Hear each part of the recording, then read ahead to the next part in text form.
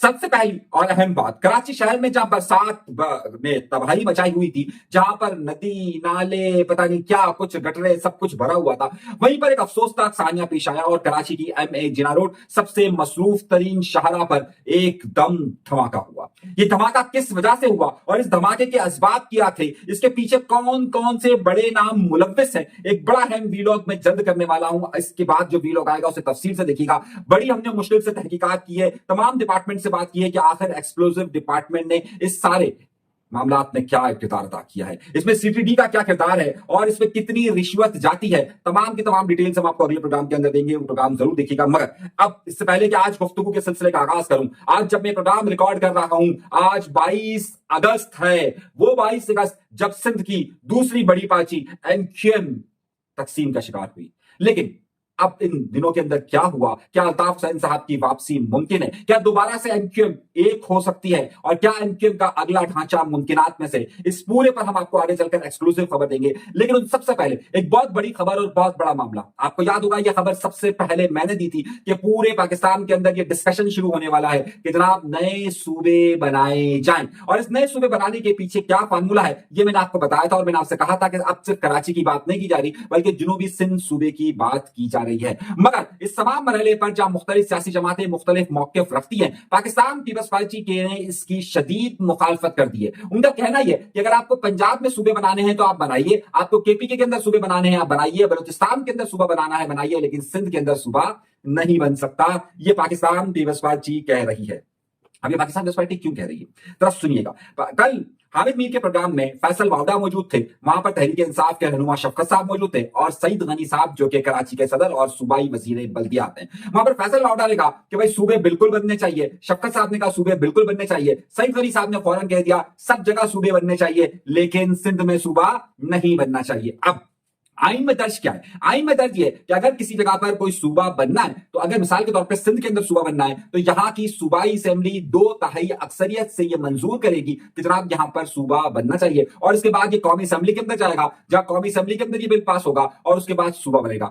आज तक सिंध असेंबली के अंदर किसी जमात ने भी ये करारदाद पेश नहीं की है कि सिंध में सूबे बनने चाहिए। MQM इस मामले में मुकम्मल तौर पर खामोश नजर आती है। MQM सूबे का मुतालबा करते हुए कभी कभार प्रेस कॉन्फ्रेंस में नजर आती है, लेकिन दर हकीकत वो खुलकर कभी भी सिंध में सूबा बनने की हिमायत नहीं कर रही है। ना ही उन्होंने आज तक सूबाई असेंबली के अंदर कभी भी एक करारदाद पेश की है कि जनाब सिंध के अंदर सूबा बनना चाहिए। यह एक अलग बात है कि उनके पास 2/3 अक्सरियत मौजूद नहीं है। MQM के रहनुमाओं से जब हम गुफ्तगू करते हैं तो ये फरमा देते हैं कि जनाब हमारे पास तो 2/3 अक्सरियत है ही नहीं, तो इसलिए हम सिंध असेंबली के अंदर ये करारदाद कैसे पेश कर सकते हैं, हमें मालूम है करारदाद नहीं होगी। जनाब बहुत सारी करारदादें ऐसी होती है कि जिन्हें पास नहीं होना होता और जिसे हुकूमती बेंच मंजूर नहीं होने देता, लेकिन उसके बावजूद भी अपोजिशन कुछ ना कुछ करारदादें पेश करती है, लेकिन यहां पर कोई भी करारदाद पेश नहीं हुई। तो अब पाकिस्तान पीपल्स पार्टी डंके की चोट पर यह कह रही है कि जनाब क्या कहते हैं, सही है, मरसूम मरसूम पर सिंध ना डिस्ट्रिक्ट। सिंध देने की बात कौन कर रहा है, लेकिन इंतजामी बुनियाद पर अगर आपने कश्मीर को डिस्ट्रिक्ट बनाया हुआ है, आपने सजावल को डिस्ट्रिक्ट बनाया, आपने कराची में 7 डिस्ट्रिक्ट कर दिए, तो इसके लिए आपको क्या जरूरत है कि जनाब आपको एक इंतजामी यूनिटी अलग करना है ना। उसमें कोई ऐसा तो नहीं हो रहा कि सिंध का एक पार्ट पूरा निकालकर कोई लेकर जा रहा है बांग्लादेश के अंदर और वहां पर वो पार्ट बना रहा है।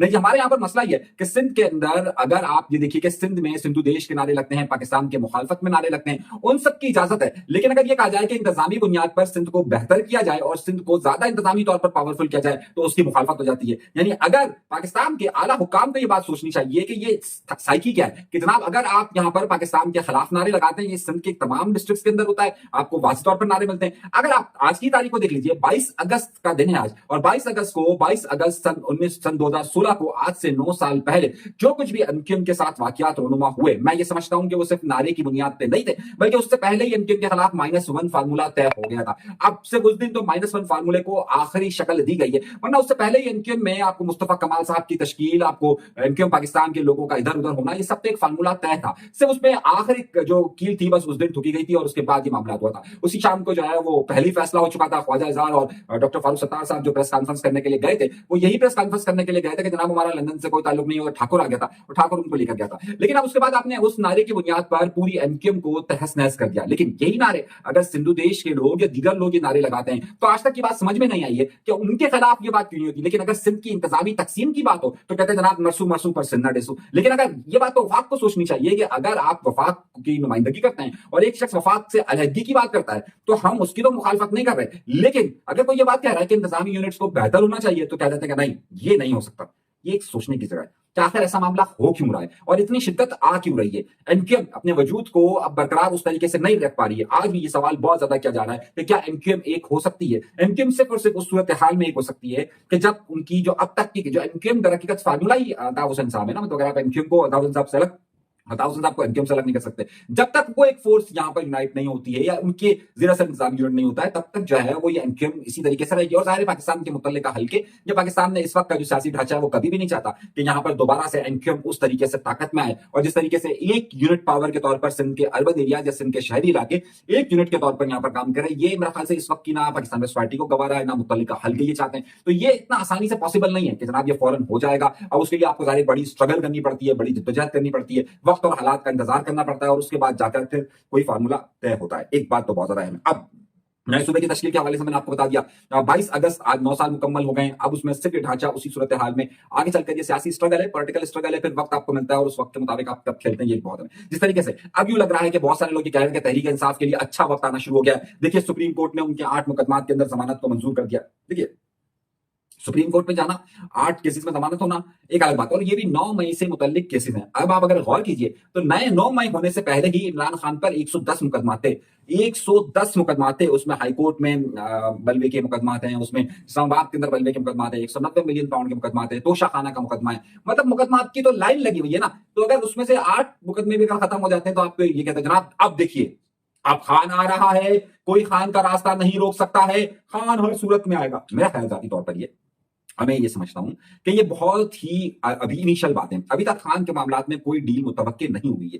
जो लोग ये समझते हैं कि जनाब बस खान का वक्त आने वाला है, खान के लिए मुमकिनात है, अगर हालात इसी तरीके से रहे, अगर हालात में इमरान खान की तरफ से लचक दूसरी तरफ से एस्टैब्लिशमेंट के साथ मामलात इनके तय होते रहे तो एक वक्त आएगा कि जाहिर इस बर्फ को पिघलते पिघलते पिघलते वक्त लगता है। मैं समझ रहा हूं कि अभी भी साल, 1.5 साल, 2 साल का वक्त है कि जनाब उसके बाद ये सूरत हाल जाकर कहीं पर थमेगी। ये अभी 1 साल पहले तक इस बारे में कुछ भी कहना मेरे ख्याल से अभी मुनासिब नहीं होगा। हाँ, जोश के लिए ठीक है, बस खान आ रहा है, 8 मुकदमा खत्म हो गए, 190 मिलियन पाउंड खत्म हो जाएगा, सब सारे मुकदमा खत्म हो जाएंगे, ऐसा इतनी आसानी से मुमकिन नहीं होगा। क्योंकि अब ये जो 8 मुकदमा में जमानत है उन पे जो ट्रायल है, जो केस है वो चल रहा है, लेकिन जमानत दी गई है। अब वो केस में अगर सजा हो जाएगी फिर उस केस के खिलाफ एक दरख्वास्त दी जाएगी, फिर वो जमानत होगी, फिर मामला होगा। तो जो केसेस हैं अगर सुप्रीम कोर्ट ने फैसला दिया तो यहां पर ये मामला चलते रहेंगे। अगली खबर की तरफ आते हैं और फिर हाँ, आप सबने कहा जुमे का दिन है।